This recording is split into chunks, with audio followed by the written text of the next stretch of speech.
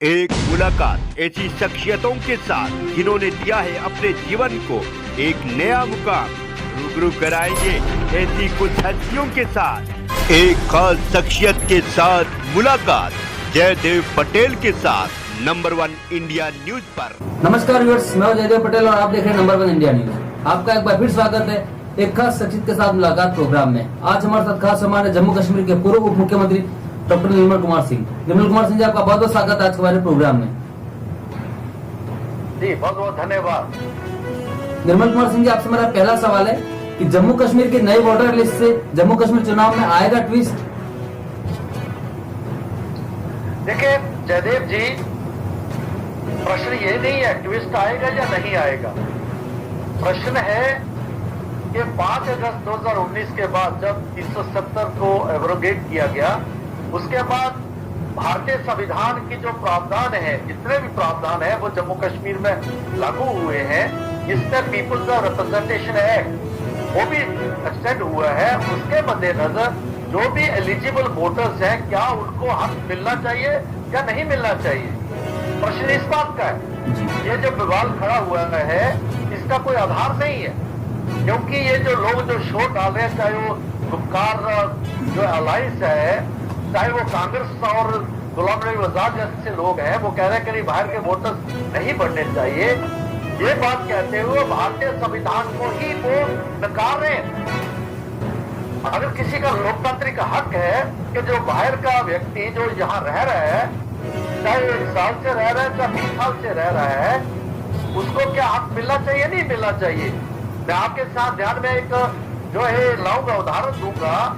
Waste Pakistan refugees जब बंटवारा हुआ और जो हमारे वेस्ट पाकिस्तान के जो हिंदू थे, सिख थे, उसमें 80% शेड्यूल कास्ट थे, वो आए और जम्मू कश्मीर में आके अपने रिश्तेदारों के घरों में आ गए। इन लोगों ने गुप्कार अलायंस, कांग्रेस, पीडीपी और जो सभी लोग हैं, उन्होंने 72 साल तक उनको यहाँ की असेंबली में और यहाँ के जो लोकल बॉडीज में चाहे पंचायतों में उनको वोट डालने का अधिकार नहीं दिया। और ये चलाहट कर रहे हैं कि आप बाहर के वोटर आगे। अरे बाहर का कौन है? वो भारत के जो है नागरिक हैं, उनको पूरा हक है। और जो एलिजिबिलिटी क्राइटेरिया बाकी वालों के ऊपर लागू होता है वही उन पर लागू होगा। उसमें कितने लोग वोटर बनेंगे कितने नहीं बनेंगे, उससे इलेक्शन में ट्विस्ट आएगा या नहीं आएगा, वो बात की बातें, पॉलिटिकल इम्प्लीकेशंस तो रहते ही रहते हैं। लेकिन ये जो है कानून को लागू करने की बात है और आम लोगों को उनको लोकतांत्रिक जो अधिकार देने की बात है। प्रश्न उतना ही है। जी निर्मल कुमार सिंह जी, विपक्षी पार्टियां आरोप लगा रही है कि ये आप लोगों की साजिश है, क्योंकि आप जम्मू कश्मीर के वोटर्स के दिलों में नहीं पहुंच पा रहे हैं, इसी वजह से आप बाहरी वोटर्स का सहारा आप लोग ले रहे हैं। मैं इसे पूछूंगा, जो आप ये बात कर रहे हैं, क्या भारतीय संविधान को नकार नहीं रहे हैं? मैं महबूबा के स्टेटमेंट को, उसके वक्तव्य को सुन रहा था। महबूबा कह रही थी कि नाजायज वोटर्स को, जो एलिजिबल वोटर्स को नाजायज कहने का मतलब है कि वो भारतीय संविधान को नाजायज कह रही है। और जो बाकी लोग चलाहट कर रहे हैं कि बाहर से लोग आ जाएंगे, यहाँ की डेमोग्राफी को चेंज कर देंगे।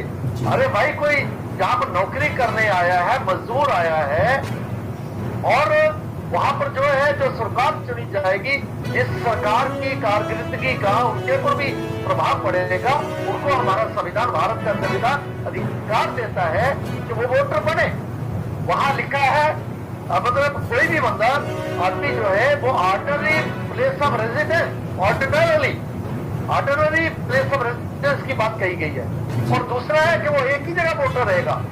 अगर कोई यूपी का व्यक्ति जो है यहाँ पर आया है, मजदूर है, तो वहां से उसका वोट कटेगा, तो वो बनाएगा, तो उस कारण से उसको अधिकार देना है। लेकिन ये साजिश है। ये अगर जो बात कहने वाले हैं वो सीधे सीधे जो है भारतीय संविधान के ऊपर प्रश्न चिन्ह लगा रहे हैं।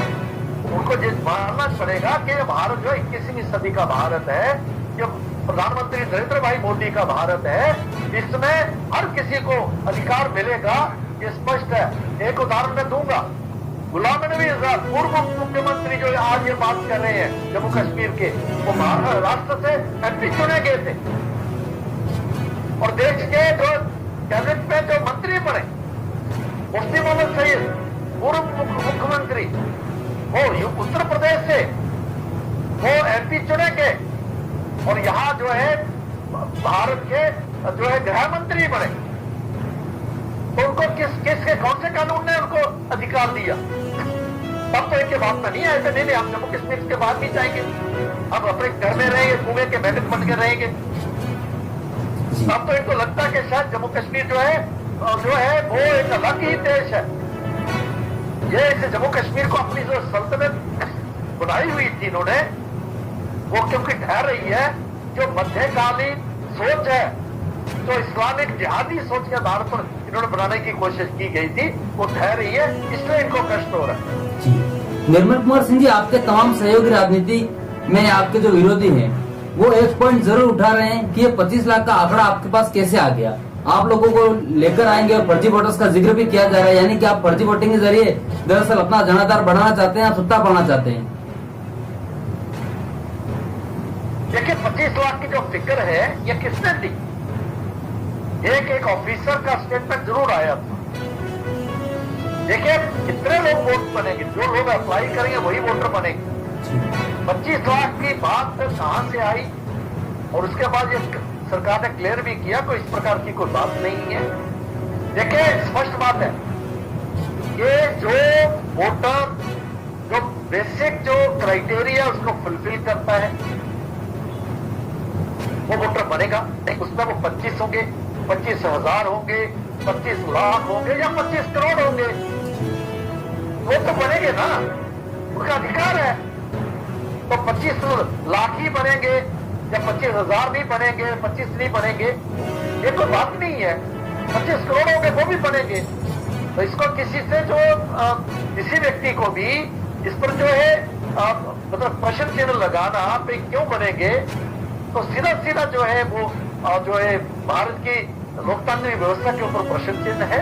और मैं कहूंगा इनको लगता है कि अगर हम ठीक है तो ऑनरेबल सुप्रीम कोर्ट है ना, आप 370 लेके भी वहां गए हो, तो इसलिए आप जाइए ना वहां पर। कानून का राज है भारत में, ये पाकिस्तान नहीं है, सीरिया नहीं है, अफगानिस्तान नहीं है, ये भारत है।